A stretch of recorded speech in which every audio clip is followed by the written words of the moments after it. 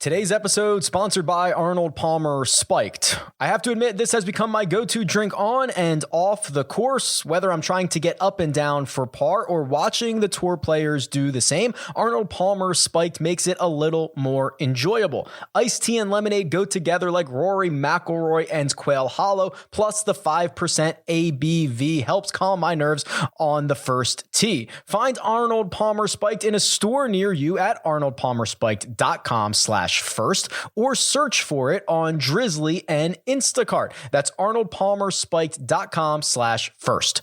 2021 Hornell Brewing Company, Memphis, Tennessee, malt beverage with natural flavor. Celebrate responsibly.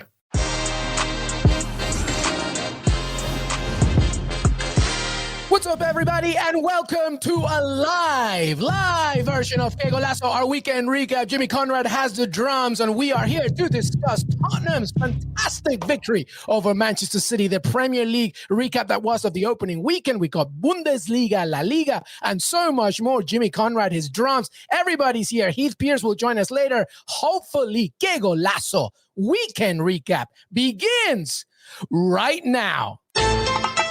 What's up, everybody? Welcome to Que Golazo. Jimmy, how are you, my friend? I'm doing great. I have a Spurs kit on, so clearly they're my favorite team. That's what that means. And I'm very impressed with that performance. Obviously, a great start for Nuno Espirito Santo to win a big game like that against a formidable opponent, obviously the defending champions of the Premier League, but also in front of the fans, and to really kind of put his flag in the ground that he is a manager, and this is a team that they're going to have to contend with, whether Harry Kane plays or not.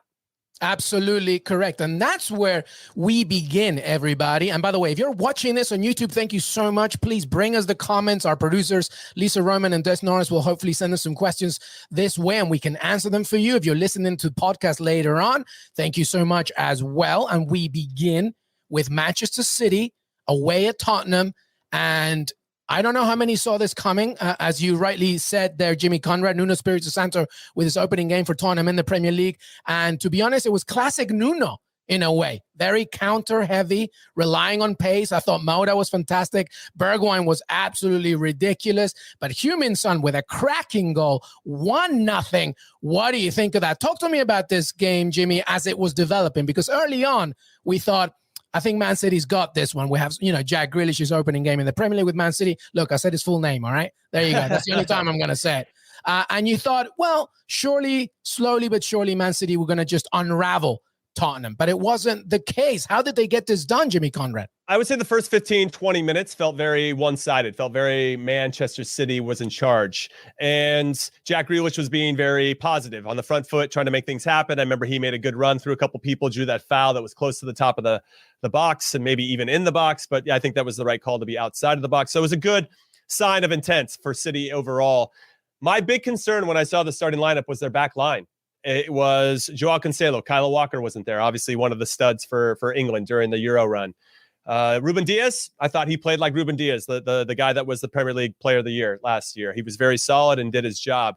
Nathan Ake, I don't think he fits the mold for City. I think he's serviceable, but I think he struggles. And I think he really struggles when he's got Benjamin Mendy out wide left too. I love Mendy. I think he's a tremendous personality, super fun. I would love to be a teammate with that guy. But there are moments where he gets a little too casual on the ball. He's not playing quick enough. And he got stripped a few times. He lost the ball in bad spots. And those types of moments in a game is where an opponent who's going to sit back and absorb will start to get that little bit of belief. And we saw it with Brentford versus Arsenal as well, where Arsenal were in charge for the first 10, 15 minutes. And then these little plays start to happen that start to shift the belief of the team that is sitting back. And so we saw it. He gave up a couple things, and all of a sudden, Spurs were excellent, to your point, of breaking the other way. Their transition play was fantastic. What I think we didn't see so much, and what City has actually mastered, and I thought is like an art form, is they're always really quick to foul somebody in the middle before those plays, that transition starts. I didn't see as much of that today, and I find that to be very interesting. Now, whether that was just Spurs doing a very good job of getting themselves in spots, I don't know. But overall, I thought that what you could see from Nuno's team and Spurs in general is that they had a game plan. They weathered a really early storm from City, and then that game plan was spot on. And as City got more and more frustrated and were taking more risks and were committing more numbers forward, it just lent itself to Spurs getting that opportunity. And obviously, what a fantastic goal from Heung-min Son. Absolutely correct. So much great context there, Jimmy Conrad. I want to set the picture, everybody. Everybody listening, watching, I want to set the picture for a second because this game began with already drama ahead of it. Harry Kane not traveling with the team. So already there was tension. Already there was a little bit of anxiety throughout Tottenham fans. And the fact that Nuno Espirito Santo went into that dressing room and said, listen, focus on what's at stake. Harry Kane or not, we are here to do a job. And the job, as you said, they did. I remember, Jimmy, in 2019-2020 season when Wolves beat Man City 3-2, albeit it was a 10-man Man City, it was a similar strategy. It's not, Nuno doesn't necessarily sit. He just sits well. And he times it. And when you have Mauda, who I thought was out of his mind today. He was very good. He was playing so well. And Bergwijn, of course. And then relying on that pinpoint. I thought that Heung-min Son at some stages held the ball a little bit too longer. And maybe with Harry Kane, it would have been easier. But give all the credit to Nuno Espirito Santo. Absolutely fantastic. I do say, though, and this is something we talked about in the weekend preview, Man City once again, and their sort of pinpoint number 9 target was really sorely missed today. And, poor Man City, with so many riches that they have, I thought that was evident in this game. There are a couple points I want to make. Yeah. I'll start with Man City. The first one is, this is 3 consecutive losses for them. Champions League final, Community Shield, and now the first game of the season against a team that they're going to be fighting with for points, right? And there's a narrative there, Jimmy. There is a narrative. And I think that Harry Kane could potentially solve some of that narrative. The shine of Manchester City, I think, is worn off a little bit. That said, we saw this last year. They actually started pretty slow last season, and then they rattled off 25 straight wins or whatever, and it was ridiculous, and they ran away with the league. We know that team, and this team in particular, is capable of that. Also, from a sub perspective, I thought that maybe it took a little bit too long for Pep to bring on Kevin De Bruyne, to bring on Zinchenko, when it was clear Mendy was struggling a little bit. It was clear that when Kevin De Bruyne, the game just looks easier. The City just flows so much better when De Bruyne is on the field. The weight of his passes, the decisions he makes, unbelievable. It's like two of them. It's like having two extra players. Yeah, it's unreal. So I can't wait to see how that relationship between him and Grealish continues to develop. But yeah, I can't wait either. Because I don't know if they know what their best 11 is yet. But when I looked at that lineup for City, when I saw Fernandinho in the middle of midfield holding it down, you had Gundogan off of his shoulder. He wasn't great. Gundogan's your box-to-box, and then you have Grealish, who's going to play a little bit higher. I'm like, that's a pretty kick-ass 3. And I thought that was going to probably outplay Oliver Skip and Højbjerg and Dele Alli. But they did what they had to do, Spurs. And yes, it wasn't always pretty. But as the game went on, you could see a little bit more of the genius behind their tactics. And obviously that led to a great goal. And so those are the couple points that I was pointing out with City. And now I'm not saying it needs to get, we don't have to be overly dramatic about where they stand. But I do think that they need to solve some problems. And I'm kind of curious as to how they're going to do it. Now, a lot of people could just raise their hand and say, well, it's because Kevin De Bruyne was starting and Zinchenko was starting. Kyle Walker was out there. Maybe Cancelo could play on the left side or Zinchenko, whoever. We'd have our best 11, and obviously Stones instead of Ake, maybe we get a different result, and I probably agree with them. So there's no cause for concern to hit the panic button yet, but I do think that they miss somebody dynamic who can finish stuff in the middle of the field, closest to goal, in between those two center backs, so that when they do get into desperation mode, they have a big number 9 up top that can do something, Yeah, absolutely right. Very good points. There was a collective unity from Tottenham's perspective as well, which is something nice to see. By the way, Heath Pierce is ready to join us at any point. So he's going to come on right now. Heath Pierce, who usually, the most handsome of the 3, always has to be the last one to join the party. But Heath Pierce in the hizzy. Heath, bring that drum, Jimmy Conrad. Let's enter Heath Pierce. Heath Pierce. Hey, what's up, man? What's going on, guys? I appreciate that, Jimmy. You and I know that we've played in a few stadiums, and we'll get to the fans and how big of an impact they had. But Jimmy, you and I played in a few stadiums for a team called Chivas USA, where you could hear the one person with the drum doing that from across the field because it was a pretty empty stadium. So that brings me back some great memories of playing next to you for the few times we got to at the club level. I love it. Heath, we obviously began with Tottenham's win over Manchester City. Fantastic stuff. 1-0. Heung-min Son, Nuno Espirito Santo gets his first 3 points in the Premier League as Tottenham manager. Another loss, as Jimmy mentioned, of course, Champions League final, Community Shield, and now the opening of 2021-22 season in the Premier League. Heath, early thoughts, just the initial thoughts over this game, Tottenham against Man City. Well, one, I thought Tottenham played a great style of play. I think if you look at the difference between that and Jose Mourinho's, it just felt a little more fluid with a willingness to counterattack. It felt a little more like we'll take what the game gives us instead of just saying we're going to bunker in and we're going to run with three. It just felt, I don't know, it just felt more balanced, and it felt more almost freeing or freedom. Like it didn't feel like it was like this system that somebody placed on their shoulders and they have to do it all the time, where it's rigid and it lacks creativity and whatever. So maybe I'm overreading that because of just the way the game went. But overall, I thought when you just saw them counterattack with the pace and the commitment that they did, it just felt alive every time. It felt like it was a system and less so being forced upon them. It wasn't so much a defensive first mentality, but more of a counterattacking first mentality, and less so we defend at all costs. And their defending was fantastic. And then on the flip side, with City, my only thought initially, and I know we'll continue this, is that there are times that I just wish they had a number 9 they can put on the field. Just a true number 9 when Eden Dzeko was around, somebody that occupies the center backs, that can really disrupt things and just change the dynamic, because I thought Spurs did a great job sitting with 2 holding midfielders right on top of that back line and forcing them to have to make good decisions. And as those players who all want the ball at their feet or in good spots continue to get more frustrated, they drop further and further out of that back line, and it's harder for them to create those chances. And again, I think it's an outlier of a game for Man City. I think they'll wake up from this. I don't think it's anything. I also don't think this puts Spurs into a title contention or any of those conversations, but just well executed by Spurs in their first game, and the energy was there. And City, same thing. I just think that there's a dynamic that when they're off, they just look really off because of the style that they play, which is possession based and very attacking oriented. Yeah, 2 defenders here on the show, everybody. Jimmy Connor, let me ask you this for a second. As a center back, how much easier is it when you see a team in front of you and they don't have a number 9? They're just playing with a bunch of mobile players. It depends on who's sitting in front of you with regard to the holding midfielders. How are they going to cover when those, let's say there's going to be somebody that comes in and around your area, whether it's a winger trying to come inside or whether there's somebody starting there and dropping into midfield.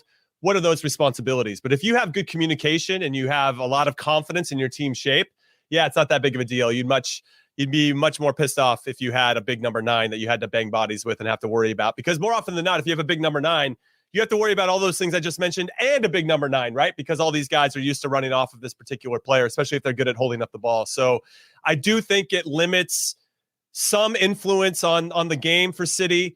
But given how Pep likes to play, he just likes to find those numerical advantages in those little half spaces and then try to kind of expose you and wear you down from there. But it seems like people are starting to wise up a little bit. And if they don't finish those chances when they get them, because Riyad Mahrez had an unbelievable sitter, he just couldn't get around. They get one of those when they have the momentum. Obviously, we're talking about a much different result.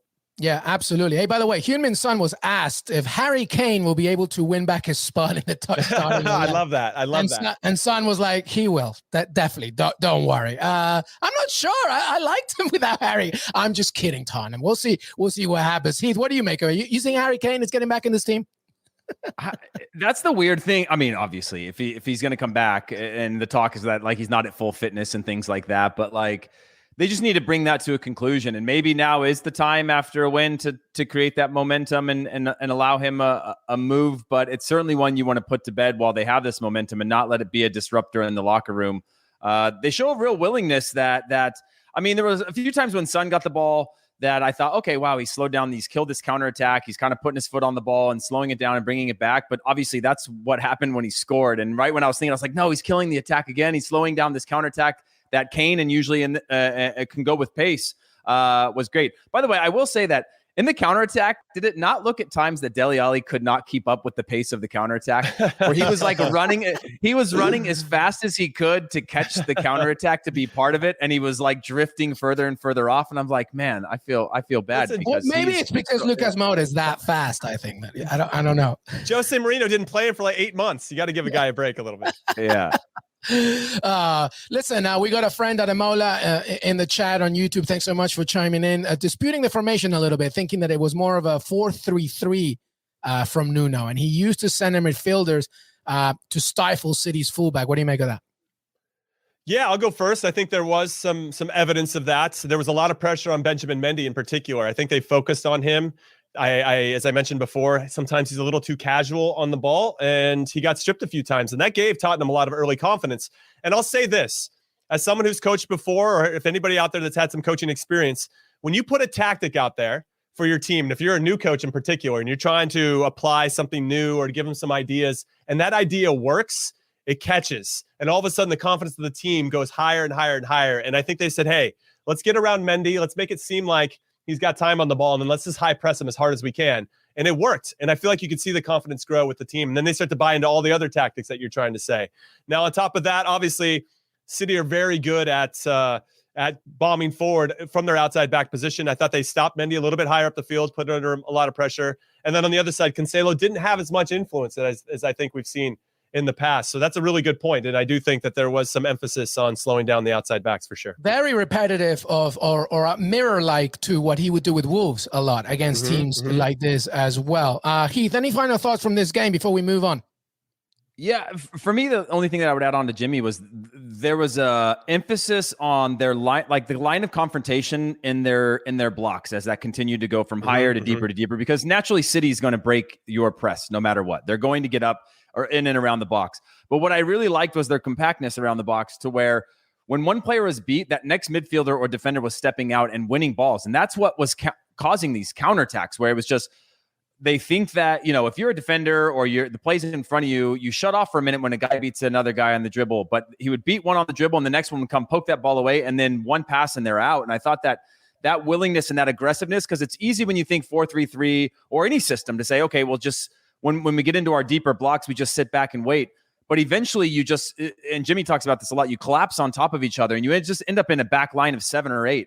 And they did a good job of keeping those blocks sort of separated, and then also releasing players to put pressure on the ball, which I think is just something that goes unnoticed a lot when a team is defending well, is that willingness to not just fall back and close off the gaps, but actually start to initiate that pressure that causes those turnovers.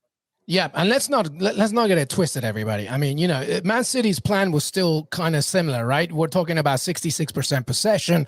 Obviously, the pass accuracy was high enough, but again, Nuno and Tottenham did a very good job, as both of you mentioned, sort of disrupting the flow and closing in those gaps. Jimmy, final thought from this game before we move on. No, I just think it's a good sign for Nuno. I'm going to kind of start or finish where I started. I think it's really important for him to have had this results. Had it been a draw, I think everybody would have been okay and satisfied with that. But for them to get a win, the statement win over City, it just kind of makes the decisions of hiring him, the decisions of that he made as a coach, it all kind of makes it make sense. And I'm excited for Spurs fans. Obviously, they're quite miserable for most of the year. And right now, not only did they get a big win, but also their biggest rivals, Arsenal, just got smoked by a team that just got promoted. So enjoy it, Spurs fans, because we don't know how long it's going to last. Absolutely. And by the way, next up for Manchester City is Norwich, as they look to rebound, obviously bounce back after that loss to Liverpool. And guess who Tottenham have next? Wolves. So that should be a fun one in the Premier League. All right, listen, if you're watching on YouTube, we're going to keep this going. If you're listening on audio, we're going to take a quick break, but we're going to keep going right here on YouTube. Thank you so much. I think there are certainly little wins in our lives, whether it's burying that 5-footer for par or hitting every green light on the way home from work, that deserve to be celebrated. And I've been celebrating my wins with Arnold Palmer Spiked. That classic iced tea and lemonade combination just hits right, and now has 5% ABV, which makes even the bad days on the course a little more enjoyable. Sometimes the swing gets a little loose. As weather warms up, I've been spending a lot more time outside, and having these handy has certainly been a win for me. Find Arnold Palmer Spiked in a store near you at arnoldpalmerspiked.com/first, or search for it on Drizzly and Instacart. That's arnoldpalmerspiked.com/first. 2021 Hornell Brewing Company, Memphis, Tennessee. Malt beverage with natural flavor. Celebrate responsibly. I got a little plug for you, both of you, and everybody watching, by the way. I wanted to let you know about what's on CBS Sports HQ. As always, CBS Sports HQ is the network to start your sports news day at 8 a.m. Eastern with Morning Buzz, an hour of highlights, news, and all the day's needs to know. And come back, or leave us and come back during the day at 6 p.m. where we break down all the night's action and release dozens of picks from the best analysts and cappers in the sports world. One of them includes Jimmy Conrad right here. How to watch HQ? It's easy. It's easy. Go to your Roku, Apple TV, Fire TV, really most connected TVs, and look for that CBS Sports app and fire it up. Check out HQ, the only 24/7 free sports streaming network. Heath Pierce, you got CBS Sports on your app, don't you? Obviously. I know anything that has me on things, I'm going to subscribe to naturally. I mean, Jimmy. Anything that has Jimmy on things. Yeah, sure. Thanks, Heath. That slipped out, guys. That slipped out. Heath. You meant you too as well. All right, everybody, we're gonna keep going with the Premier League because it was busy with action. Let's begin with the early kickoff from Saturday. The other side, the red side of Manchester, the Red Devils, Manchester United, Jimmy Conrad, 5-1 against Leeds United. Bruno Fernandes with a hat trick. Jimmy, you called it, breaking the deadlock right there as well. If you listen to the weekend preview, I hope you put your money on there. Look, Ayling did score a goal. Of course, I put him on the bench in my fantasy because that's what I do. And it was Leeds' first goal in front of fans since the Premier League return. But Paul Pogba with 4 assists as well. Last season, he just managed 3. He got 4 in one game. Jimmy Conrad, talk to me about this game. Manchester United destroying Leeds United. Well, first and foremost, to get into my prediction god status, it has been confirmed. I said that Bruno Fernandes was going to score first, plus 300, and it happens. Tremendous performance. You knew that things were going to get around him. I didn't realize Paul Pogba was going to be an absolute maestro, dropping dimes all over the place, but his passing was fantastic, And it wasn't even that strong of a lineup. I mean, we got Daniel James starting. Mason Greenwood scored a very good goal. You got McTominay and Fred, the little double pivot going on. So you got to love that. But that back line was pretty solid. I'm excited to see Varane got introduced before the game. So that's now official, and he's going to be ready to go. Solid performance for Manchester United. They had a lot of success against Leeds the previous season at Old Trafford, 6-2, 5-1. I mean, I think they just want to play Leeds every single week, but tremendous performance from Bruno Fernandes. I also had him in my fantasy team in the Premier League. I captained him, so I'm feeling pretty good about that. I love this Pogba thing in particular because as they start to morph into more of a 4-3-3 and get away from the double pivot to a single one, it's going to be really interesting to see where Pogba really sets up shop, because at times they've been asking him to go wide, and now I feel like he's just better central. He's around the ball more. He unlocks a lot of things, as we saw in this particular game. And so, yeah, I can't say enough about this Manchester United performance. On the Leeds side of things, though, disappointing, really disappointing. And I think it's going to be hard for Bielsa this season. I don't think it's going to be necessarily it was easy last year. I just think that people are going to be a little bit more familiar with his tactics and how he likes to play. And that's going to be a bit of a struggle. That sophomore jinx, as they say. That second year is always a little bit harder than the first. So we'll see. Those are my early thoughts on this particular game. Heath, how much stock should we take from this game from Manchester United? In a way, Leeds United are kind of the perfect opponent for Manchester United. They leave themselves open, so much pace from United's side. Pogba, as Jimmy mentioned, became Zinedine Zidane in his Juventus days, not even Real Madrid in his Juventus day. What'd you make of that performance against Leeds? Yeah, I thought it was the perfect match for Calvin Phillips to be out for the team as well. Put Pogba in the perfect position. But I will say that I gave Pogba a lot of slack all season long last year, and I continue to do so because he can really, for how talented he is, he can really slow the flow of the game down, and he wants to be a rhythm and flow guy. But if you looked at where he's usually best or where he's most impactful on the team, it's advancing the ball vertically, right? When he turns into half spaces, when he's on the half turn and he's breaking lines of pressure on his first few touches and releasing that ball, late runs into the box. Those are the types of things. But more often than not last season, he was coming into these positions where he wants to keep the ball, take 5-6 touches, play a square ball, maybe a long switch. And it's just tough when you're on the field and you're making movements around that, eventually you stop moving, right? Because a guy like that's going to kill the flow of the game. He's going to slow it. He might play backwards. He wants to get his touches in. He wants a little bit of that attention. But this one, they were 1, 2, 3 touches and the ball is off. And when he plays with that type of pace and intensity, he clearly has the quality for the final pass and putting the ball in great positions. And so I think that's a great situation for them if they can continue to do that moving forward. The other thing I want to point out, obviously Bruno Fernandes, fantastic. But if you go back and watch every one of those goals from Bruno Fernandes, if you watch Mason Greenwood's movement to create all that space for Fernandes and the rhythm they had between them where he'll peel off and create these gaps where a late runner can come into, where Greenwood's basically occupying center backs and drifting off their shoulders to constantly pull them apart. And then you see Bruno Fernandes' timing is incredible. One of them was actually a missed pass that goes into Pogba where he lumps it over the top. That's Greenwood coming underneath. And It reminds me of the way that City should have played. It reminds me of the way City should be playing with somebody who's going to pull off that top line and create space for those late runners and those dashing little diagonal runs. If you go back and look, it's phenomenal.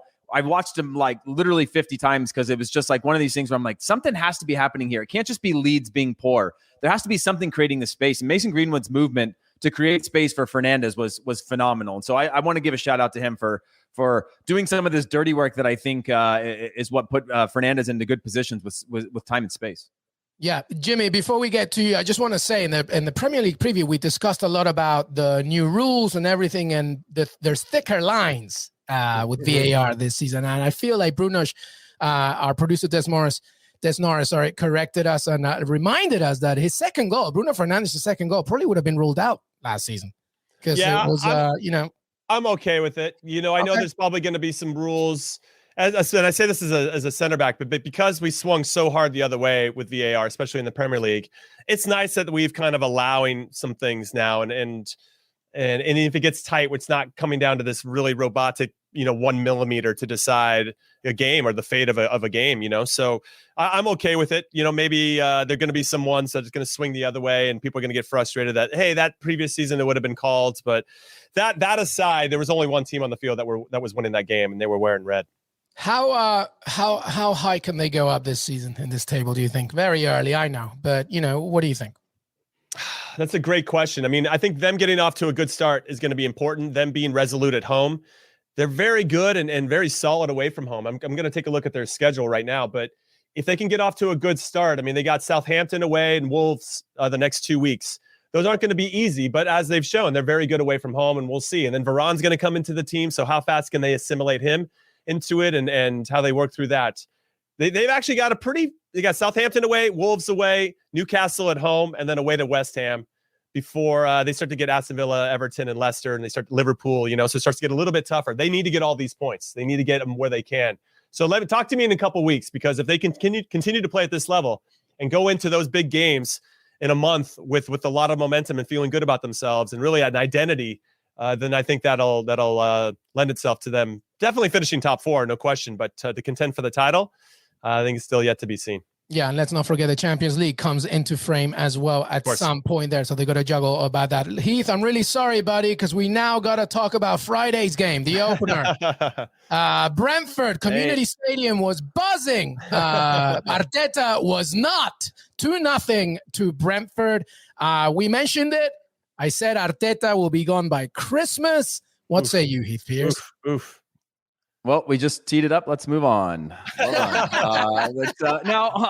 honestly, you're missing a bunch of players. But this is, if you guys saw my subtle little plug when I first came on, was about atmospheres and fans being back. So I could use this excuse later on when we talk to Arsenal that you can't coach against the Brentford atmosphere. You know what I mean? They've got all this time waiting to get to where they are now, and it was just electric. And then you have that harnessed into the players who are also trying to prove themselves and all these things. There was something, just a theme in this opening weekend.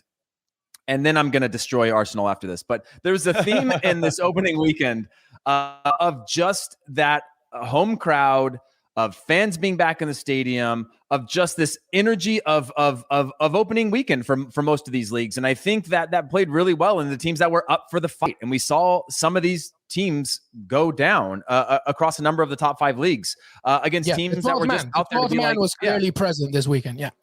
Yeah, and it's opening weekend. It's just so many of these circumstances that have come back, and you could feel these energy shifts, even just watching from TV, that I thought play a major role. Now, having said that, Arsenal were not good. Yes, they're missing a number of Partey, Aubameyang, Lacazette. They're missing a number of their players, but there was still just a lack of this fight and cohesion.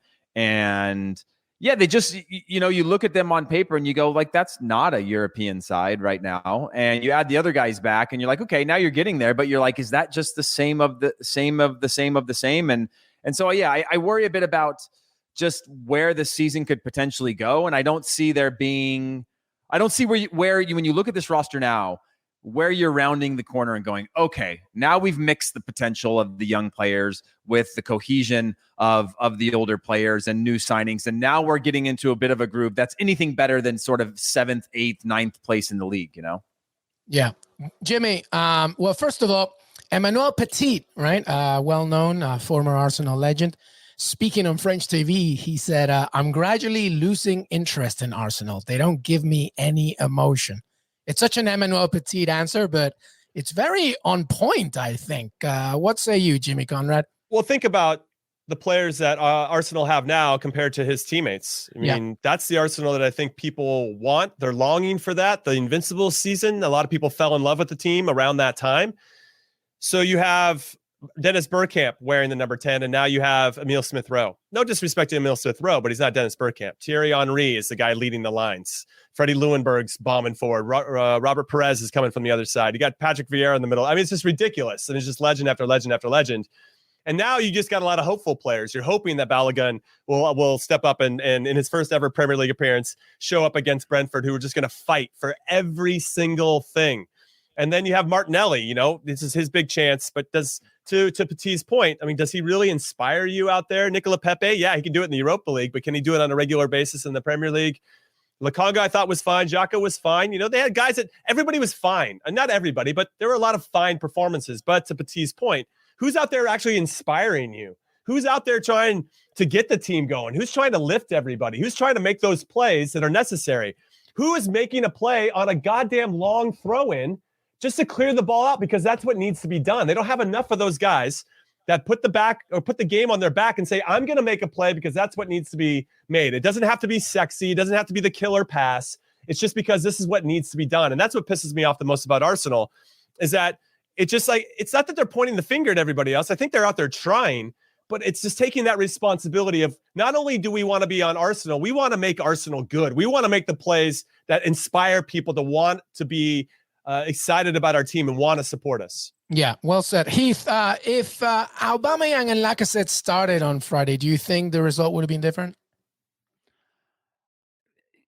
Aubameyang from 2 years ago, yeah, you know, if that's who was starting. I love the pause. The pause is amazing. I don't think so, because you're looking at two players who I don't think are all that satisfied with their time at Arsenal and over the last season, or the side that they're playing on, or the energy around it. It just feels flat. And maybe I probably read more about it and watch more Arsenal than a lot of the other teams, but I don't know.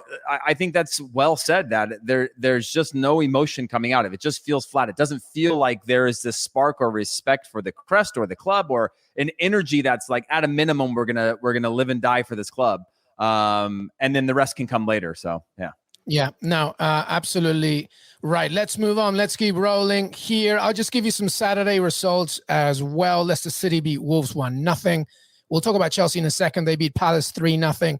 My Aston Villa got embarrassed, but they did at least they made it not terrible, 3-2 in the end against Watford. Everton, Rafa Benitez and Everton 3-1 against Southampton. Brighton beat Burnley 2-1. By the way, the Sunday game, West Ham beating Newcastle 4-2. Sorry there, Jimmy Conrad. But let's talk about Liverpool and Norwich City. You talked about the energy, and it was there at the beginning at Carrow Road there for Norwich. You thought it was going to be, something of an inspiration, Jimmy Conrad. But Liverpool, they feel good because Virgil van Dijk is back.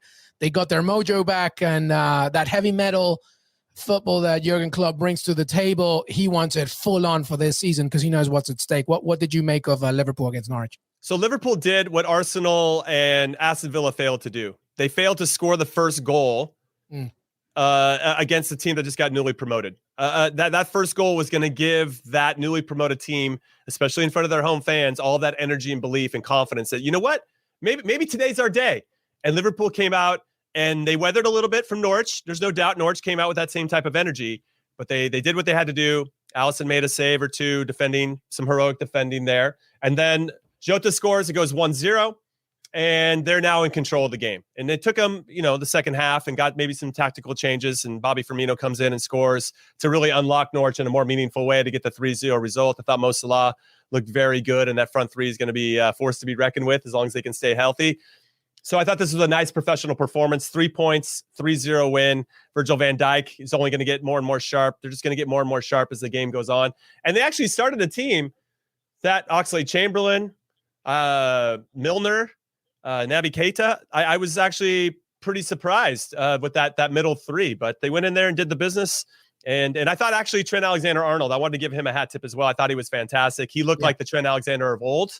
And I think that's really important for that team moving forward, because when he's feeling it, his passing is excellent from deep line positions.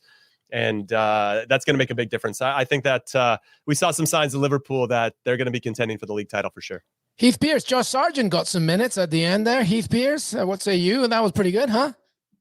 Yeah, I mean, it's just I don't know why. I don't know why he was struggling enough to score at Werder Bremen in a team that I guess they were struggling for most of the time that he was there. But like, you know, whether he's a starter or not, chances are going to be hard to come by, and he's going to have to really become a half chance type of opportunistic scorer. He's willing to put his head where you wouldn't put your foot if he wants to score those goals. And score good goals in the Premier League. I think it's a good step for him, but it's one of those ones where it's kind of a head scratcher for me in terms of your next step of your development. And what we used to see from our peaking strikers in the past, but for a young guy like that, I don't know, maybe there is more to it than that. Maybe you can get close to double digits this year in that sort of 8 to 10 range of goals. Obviously super proud as a fan to see him get his debut very early on like that. But you know, I'm still trying to process why this club was the next club for him. He's a transfer record for Norwich, though. He has to start, Jimmy, at some point, no? Even alongside Pukki, what do you think? I hope so. Obviously, Teemu Pukki has proven his worth, so it's going to be hard to replace him. But yeah, having two forwards up top would be nice. I think to Heath's point, there is something romantic and sexy about saying you play in the Premier League, and everybody's attracted to that, especially if you're a young American. You're like, all right, I could struggle here in the second Bundesliga with Bremen, or I could go somewhere else, maybe another mid-table Bundesliga team, or I could go to the Premier League. I'm going to go to the Premier League. So I just feel like I can understand the pull. I remember when Benny Feilhaber did it back in the day, and he went to Derby, and they were the worst Premier League team in the history of Premier League history, where they're so bad. And I wonder think if Watford ended up being worse. Well, I think Watford ended up being worse a couple of years later. But still, I mean, he didn't even actually play that much, so I don't know if that helped his career in particular. I'd love to get Benny on at some point to talk about that. But Josh Sargent is getting this experience, and we'll see how he feels in about 6 months or a year if this was the right move for him. So I guess he's going to have to wait and see how they roll him out and where he sets up and plays. If he's going to, like what we saw from him in this one was him coming in and then defending on top of his box. You're like, I don't think that's really why he signed up to play for Norwich. But then to Heath's point, why else were you going? I mean, Norwich, of course, we're going to play almost every game like that. And that's what it's going to look like. So best of luck to him, but it's going to be a long season. Well, we'll see. I mean, it was Liverpool. Hopefully there'll be some easier matchups to come along. But from one American that's, going to find it difficult to one American who seems to be enjoying it. Very quickly, let's talk about Chelsea. Obviously, we all predicted they were going to beat Crystal Palace. Patrick Vieira has never lost to Chelsea as a player, and now he's got one loss as a manager. Pulisic got on the score sheet. Jimmy, Pulisic, Chelsea. I mean, Lukaku's going to come in, but Pulisic keeps making that point. You better put me in, coach. Yeah, I think he did an excellent job. He did lose a couple balls early. I was like, is he nervous or whatever today? I think he was maybe just trying too hard. I thought the whole Chelsea team was to a certain extent and just trying to put their stamp on it. It was very frenetic to start. But as they settled in and got that goal, and then he started to find his spots and obviously very opportunistic to finish his chance. And I thought Chelsea were excellent. And adding Romelu Lukaku is only going to enhance that. Defensively, very good. I had to go check right now, stat-wise. I don't think Crystal Palace even got a shot on goal until the very end. Jordan Ayew, I think, got a really weak header on goal.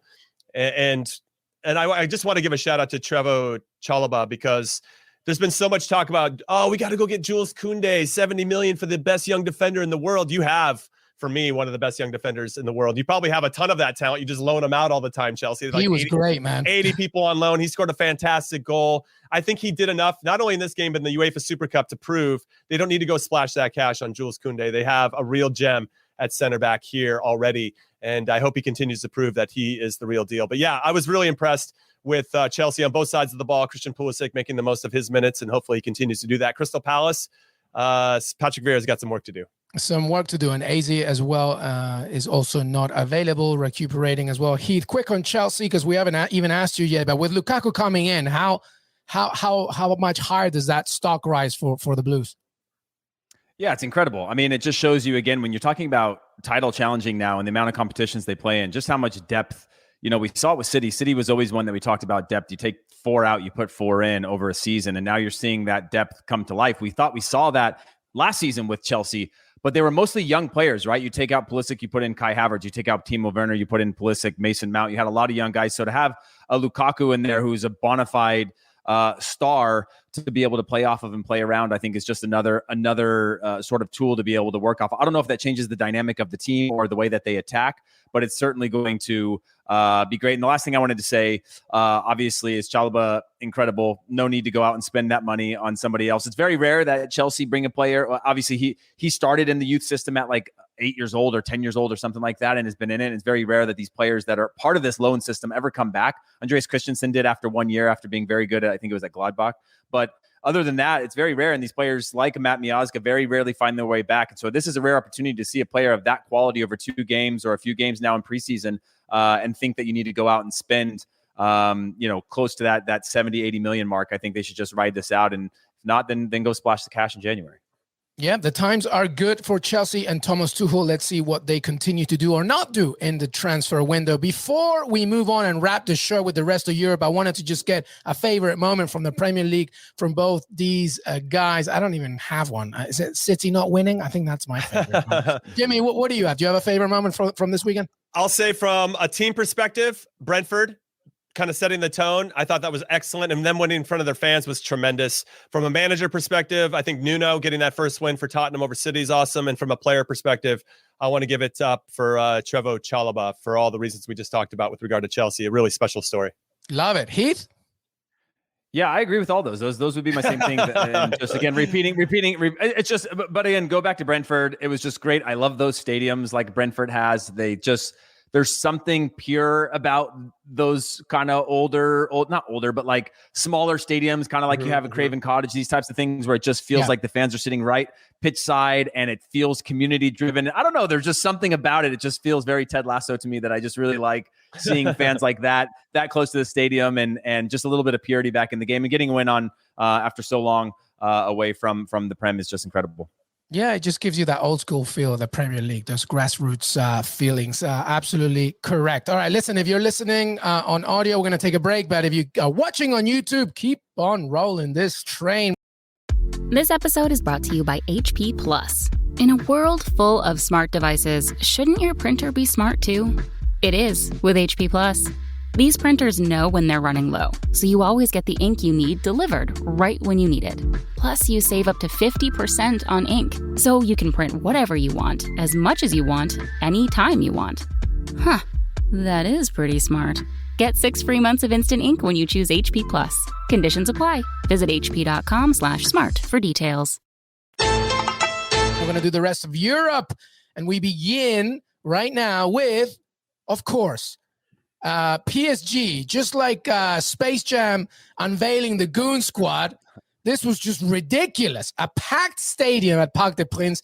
Listen, the scoreline doesn't matter. They beat Strasbourg 4-2, okay? I want to talk about this unveiling, everybody. It was, they showed all their brand new toys. Wijnaldum, Sergio Ramos, Donnarumma, and of course, Lionel Messi. The crowd went nuts. Everybody saw it.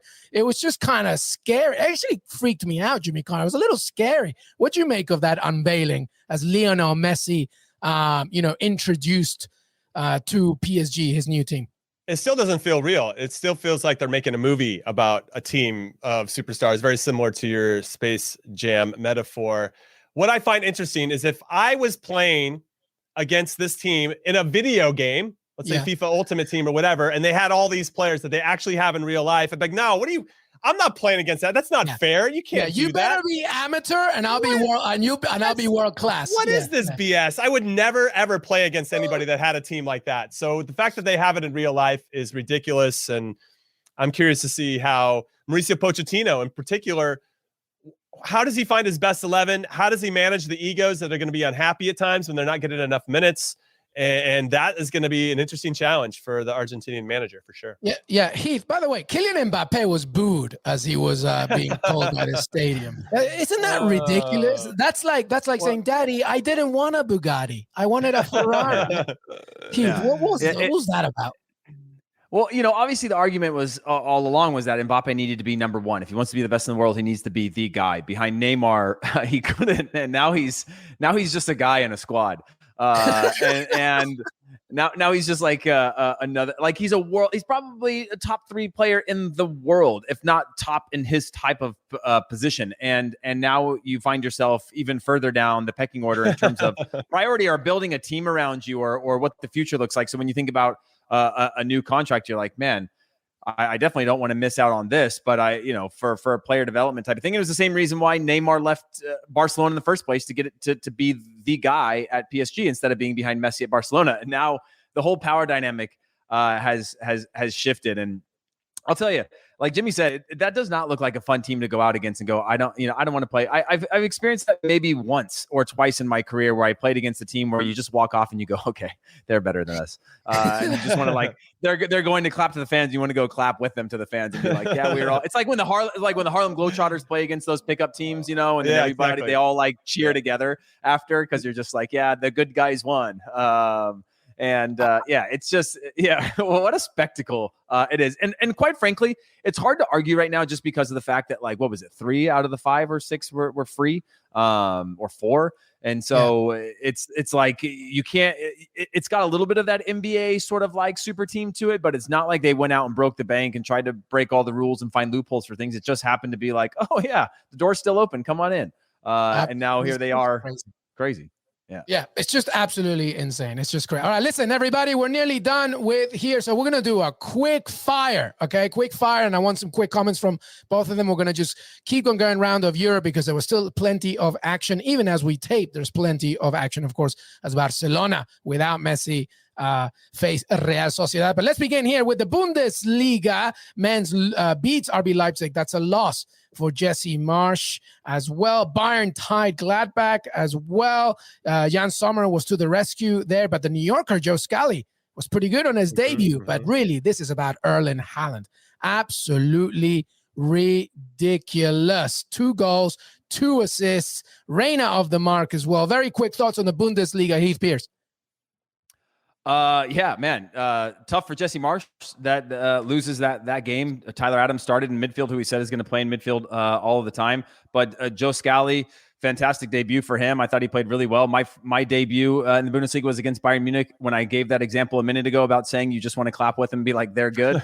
He held his own better. We lost 3-0, and I remember that being this like out-of-body experience. So he just looked very mature for his age to be able to settle in and play against the team like that. And then obviously Haaland, I don't know how he's still there. I get the market conditions aren't great, but like, you just go like, this is somebody playing against kids, and the Bundesliga is a very good league.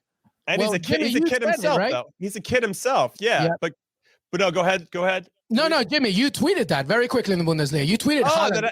I did. I tweeted that he's too good for the Bundesliga. It's just too easy for him. Now, Eintracht didn't put out, the best performance of all time, but then you wonder, maybe they did, and it's just Erling Haaland absolutely dominating people. So it's going to be interesting to see. They have a big game. The German Super Cup is on Tuesday, and it's Borussia Dortmund versus Bayern Munich. I'm very excited about that because I want to see now, all right, Erling Haaland against Eintracht is one thing. Let's see how he does against Bayern Munich, the best club in Germany by far. So that'll be a good test for him, and I think he'll be fine. I think he's going to pass. He'll show up because he always does. This guy's a generational player, and I'm really curious to see where he goes next. I know Real Madrid is kind of trying to line up everybody at this point because apparently Mbappe doesn't want to re-sign, so he can be free at the end of the season. Camavinga will be free at the end of the season. Pogba could be free at the end of the season. And then Erling Haaland would only be $70 million with his release clause. Imagine all 4 of those guys showing up at Real Madrid. It'd feel very PSG-esque in some ways. So there are things that I think Florentino Perez, Real Madrid president, is trying to do. And I think Erling Haaland is number 1 outside of, him and Kylian Mbappe are probably co-number 1s as big targets for them. Yeah, I agree. I mean, we've talked about the end of Messi and Ronaldo as they age and age. This is now the next stage. All right, very quick fire again on La Liga. Real Madrid, by the way, 4-2 against Alaves. Benzema, clearly the star of La Liga. I think you can chime in a second with that, guys. But Alaves did fight in the end, but still it was too much. So Real Madrid gets a 4-2 win. Atletico Madrid 2-1. Angel Correa with a brace there as well. And obviously Iago Aspas, because Iago Aspas breathes, blinks, and he scores goals as well. And by the way, as we're taping, Barcelona lead Real Sociedad as Gerard Selfies Piqué scores a goal. He reduces his wage salary to save his club, and he scores as he leads with Barcelona. Thoughts on La Liga, Jimmy Conrad? Yeah, I'll start with Real Madrid. I thought it was very cool in some capacity to see Eden Hazard and Gareth Bale both start. That was pretty neat to see, and I thought they were both pretty influential in their game against Alaves. Karim Benzema scoring 2 goals, looking to do what he does, trying to be on top of the Pichichi, the scoring charts. Now that Messi's out, he's probably like, sweet, I can finally win some golden boots over here. So it'd be interesting to see how Benzema performs. With regard to Athletic, really came out with a weird lineup, a bit of a 3-1-4-2. Saul and Koke were both in the middle, or kind of in the middle. Trippier didn't start. Luis Suarez didn't start. Rodrigo de Paul didn't start, but they came on as subs. They did what they had to do to get that 2-1 win against Celta Vigo, though it was 1-1 at one point. So they're showing a little bit of backbone. I still have Atleti favored to win the league overall. But yeah, I'm very curious about this Barcelona game with regard to how they perform without Messi. First time ever, but getting that early goal, I'm sure, will help alleviate some of that pressure. Absolutely. Heath, on you with La Liga. Yeah, I would just say that Benzema's going to continue to be the player that we won't miss until he's gone. He's just so incredible, and it's just fallen in a generation where there's just always good strikers in his league or on his team or around him, and he continues to just, a little bit Lewandowski-esque of just like all about business and just scores goals, and he scores goals in every type of way. And I just think that, no matter how much we talk about him on here, I still feel like it's impossible to give him the respect in this current context of this generation that he deserves. 100%. I won't even add anything to that. Of course, and he dated Rihanna as well, by the way. Hey, we're going to talk about Barcelona more with Fabrizio Romano on Monday, but I wanted to thank both of these guys, Jimmy Conrad and Heath Pierce, so much for our first weekend recap of this season. We'll be back. Jimmy, with that drum. Jimmy Conrad, thank you so much, brother. Thank you, LME. Thank you, Heath Pierce. Thank you, everybody, for watching us live and for listening to us. We appreciate you. HP, thank you, my man. Oh, thanks for having me. Come on, Brentford.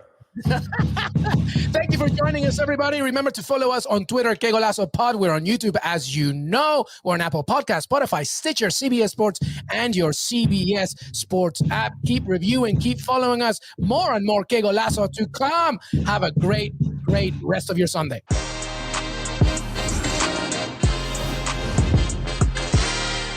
If you love fantasy football, we've got the fastest and easiest way for you to dominate your leagues. It's Fantasy Football Today in 5, part of the CBS Sports Podcast Network. Every day, we've got 5 minutes of awesome fantasy advice. Right now, we've got position previews, breaking news, and all the draft prep you can handle. And throughout the season, we'll help you with waivers, trades, and lineup decisions. All in 5 minutes or less. Follow Fantasy Football Today in 5 on Apple Podcasts, Spotify, Stitcher, Google Podcasts, and wherever else podcasts are found.